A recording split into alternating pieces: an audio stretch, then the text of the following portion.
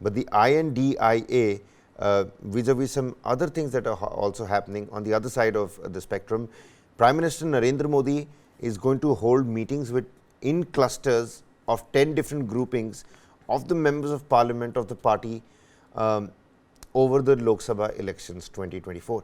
And these are going to be precise meetings, like cluster 1 between states like of some particular area, cluster 2 is some particular area, and we've already seen Prime Minister taking those meets. He's already got that ball rolling. I don't know if it's the usual Bharatiya Janata Party way of going about it, or is it because the INDIA alliance is doing so much on the other end that it's imperative that the BJP and the NDA look like they're also doing something, and not like sitting like content politicians on their seats ki hum to jeet hi jayenge, hum to aa hi jayenge. See, the thing about in the last 10 years when it comes to the BJP, the onus of its entire victory and responsibility of its victory, whether it's in state elections or in the national elections, has always been on the shoulders of the Prime Minister.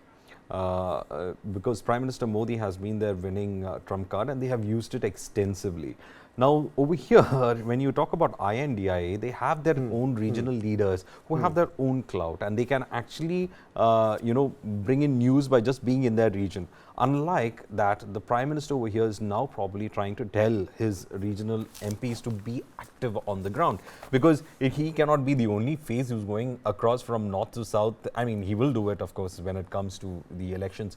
But of course, you have to do that local work as well.